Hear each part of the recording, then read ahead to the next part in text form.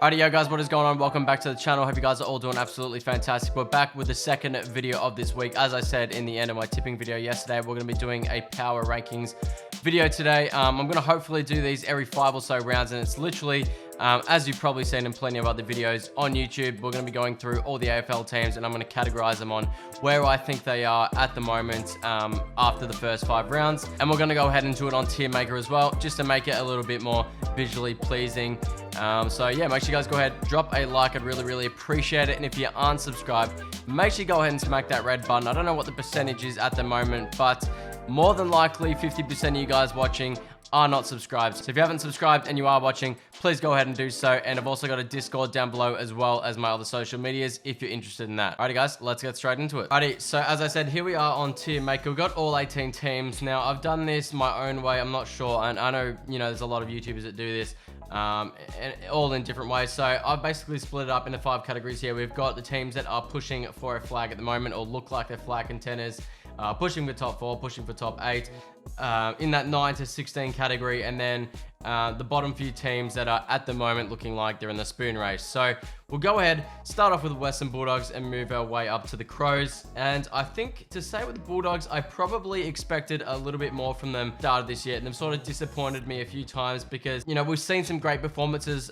from them this year, in particular against Richmond, but then we've seen some not so good performances, you know, like against Port Adelaide. Probably another one there that I've forgotten about. But overall, I think they're definitely at the moment on form, pushing for top 8. They're definitely, I think they've shown that they are a top 8 team at their best, but at times they probably haven't been. You could even argue they're on the upper side of that 9 to 16 category, but I think I'm happy to put them in pushing for top 8 at the moment. Alrighty, next up, it's the West Coast Eagles, and I'm sorry West Coast fans, but I think we all knew where this was going. You can't really make a case for the Eagles at the moment really being anywhere else but the spoon race. If they're lucky, by the end of the year, they might finish in that 16 to 9 position. And as we said, the Eagles haven't been playing terribly. I think they've been extremely unlucky with injuries and stuff like that, because they actually weren't playing too bad at the start of the year. And surprisingly, on the weekend, they actually won the second half against Geelong, which was pretty impressive. They, you know, they dug down and they kept fighting back against the Cats, because it was looking like it could have been like a 100+ point win. I think they took it to a game high of 75 down to, I think, 45 in the end. So a pretty good performance by the Eagles, and I think they will pinch a few wins this year, but at the moment they're well and truly in the race for the spoon. All right, so next up here we do have the Sydney Swans, and they're another one here that's been a bit of a mixed bag. At the moment, we really haven't seen anything that is close to being contending for a flag again this year compared to a few of the other teams. And I wouldn't even say they've been good enough for top 4 quality either. Personally, at the moment, I'm sort of leaning towards just outside the top 8, at the bottom half of the top 8, you know, towards the end there. So I think I will place them there. I think I predicted in my season predictions to have them just outside the top 8, or it might have been 8th actually. So I think at the moment, you know, they're playing some half decent football. This test against the Cats on the weekend is going to be a really interesting one, because we're going to find out, you know, if the Cats are actually any good. And likewise to the Swans, you know, have they got an extra gear, and can they perform against, you know, a team at home that is historically really good. So it's going to be an interesting one there. But I think for the moment, the Swans look to be probably on that lower side of the top 8. Alrighty, next up guys, we got St Kilda, and I cannot believe the start they've had to a season. They look like an absolutely new team, and they really are a new team. They've been playing in refreshed way under Ross Lyon, and it's surprising me in a way that my absolutely ludicrous prediction at the start of the year of having them in 3rd could actually be a thing, because you cannot say at the moment they, without a doubt, pushing for a top 4 spot at the moment on the form they're playing.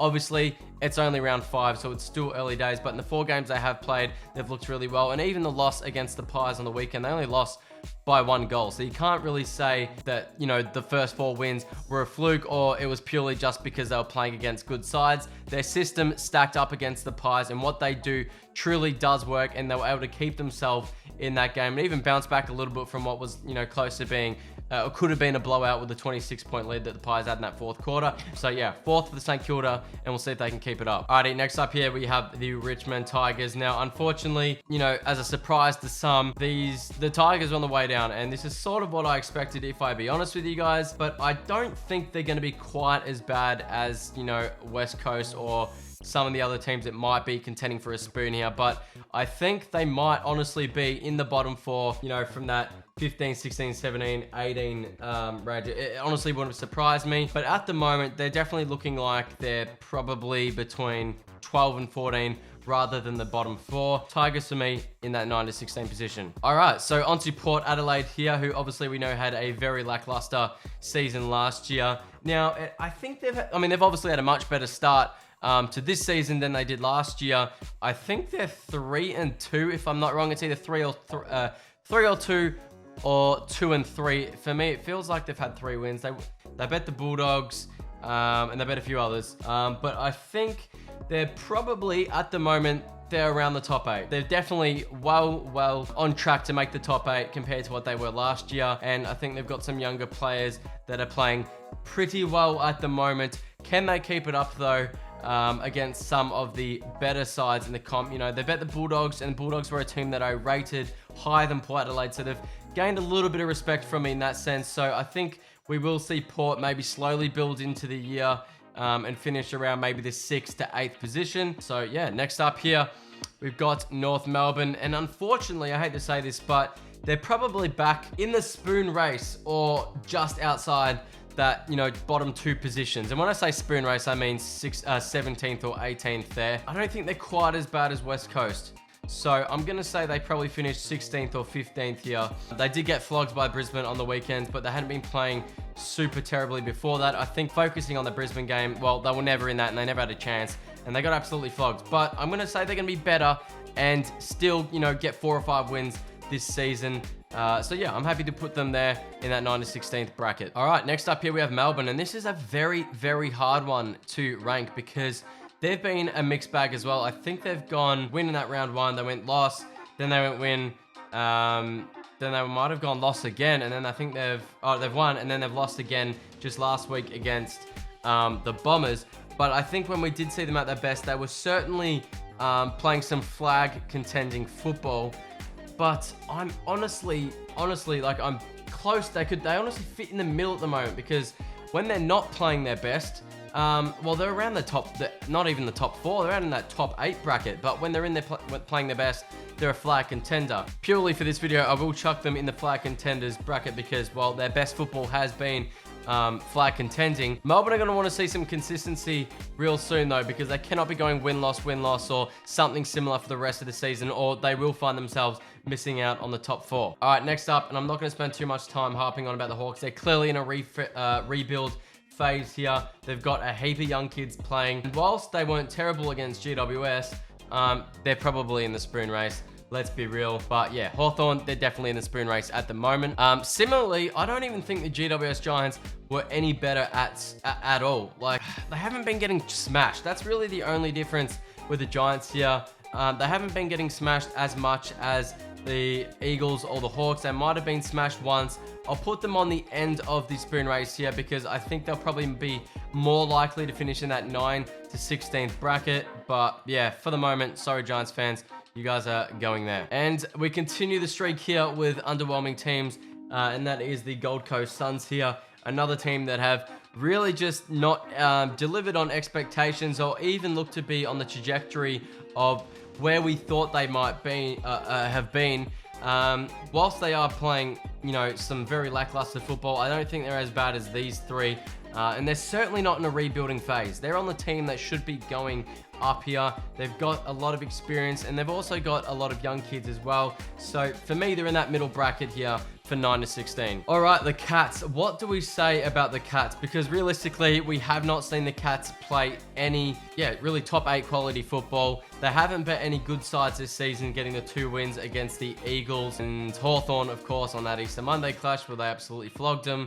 But there's no way the Cats are going to be finishing even close to the bottom 6 positions. So for the moment, their football probably does get them in the top 8. But again, Cats are another one that in this next rankings video, we'll know clearly where the Cats are going to be setting their aim for. So yeah, top 8 for the Cats. All right, another disappointment here, and that goes to the Dockers. They have not delivered on any expectations at the moment, and they're making my predictions look terrible because I actually had them coming first this year for the minor premiership. I don't think they'll be in the spoon race. They're just too good to be going for a spoon, but they're certainly not looking anything like a top 8 team. And they only just got over the line by a Gold Coast team that looked like they had them all tied up for 3/4 last week. So yeah, I'll chuck them in that 9 to 16 bracket. All right, so Essendon, they've definitely been one of the stories so far this year. And I think it's safe to say they're easily at the moment pushing for a top 4 spot. Obviously, they're going to have to keep it up for the rest of the year if they want to maintain that. But they're definitely looking like a better team than some of these other ones here that are on the sort of edge of being just in the top 8 or just out the top 8. So I'll happily put them in 4th. I don't think they've been as impressive. I mean, even that's sort of hard to say because they did just beat Melbourne. Comparing them to St Kilda here, I was referring to. Yeah, I don't know. I think either one of these teams you could put really ahead of each other in terms of what team is more likely to be contending for a top 4 position at the moment. So yeah, I'll chuck them both there, but you could have these either way in my opinion. All right, next up is my Pies. Now, I'm not even really going to take this as a biased opinion because it's really not. The Pies, along with Melbourne, I think I'd have to even put the Pies ahead of Melbourne. Whilst they haven't been smashing teams in this last week, we did play a St Kilda side that is very, very good. I think our best football we've seen this year has been the best in the league, particularly those first few games against Port Adelaide and Geelong. Even the one against Richmond quite impressed me because it was we won that game in a different way, and the conditions really showed what sort of game that was. Very, very similar against St Kilda here, that wanted us to play very defensively and kept that to a low-scoring game. But our defense just held up all day very, very solidly, and I was happy that we won the game the way we did against a coach like Ross Lyon that is going to see St Kilda try to not let any goals slip at all. And I think St Kilda have been one of the best defensive sides this year, keeping most teams below 70 points. Onto the Pies.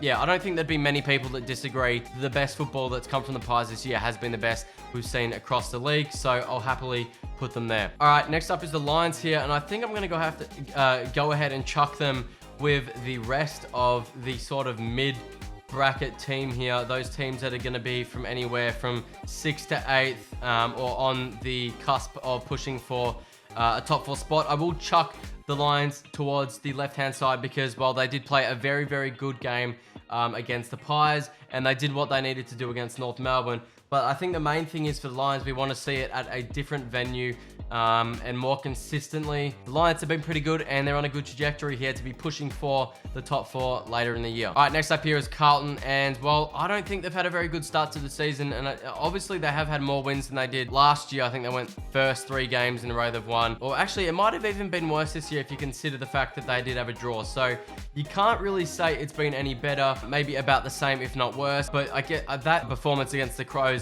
really dropped and let down my faith in the Blues because I had tipped them to get it done against the Crows and they just didn't fulfill those expectations. So at the moment, I have to say they're on the end of pushing for the top 4 and possibly even that 9th or 10th position at the moment. They're certainly better than these other teams by a long margin. You could probably say they've been better than the Cats, maybe, just because they've had a harder draw than the Cats. So I think that's probably a fair assumption. You could probably even chuck them in front of Port as well because, to be fair, no, I take that back. Port Adelaide, they've had a very hard run of teams that played this year. So yeah, I'll keep the Blues there, pushing for that top 8, but on the lower end of it. And lastly, guys, we're going to save the Adelaide Crows here. Have been another team that have surprised a lot this year, and I think most people would probably have them in the higher end for pushing for top 8 or even really going for top 4. The only reason I'm hesitant to put them in pushing for the top 4 is probably just because of how young they are.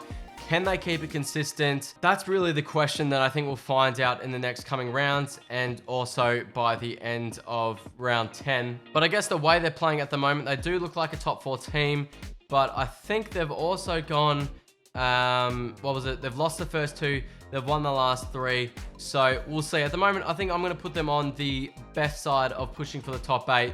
They're looking like a team that, if they win these next few games, they're probably almost a lock for the top 8. So yeah, happily I'll chuck them there. And guys, that just about wraps it up. So let me know what you guys think about my power rankings from the first 5 rounds. Let me know down below in the comments anything you change. And yeah, guys, that's about it. Thank you all so much for watching. Make sure you guys go ahead, drop a like, subscribe, all that. You guys know the drill. Discord linked below, all that stuff. And stay tuned for the Anzac Day live stream I'll be doing on Tuesday. Thank you all so much for watching, and I'll see you guys in my next one. Bye-bye.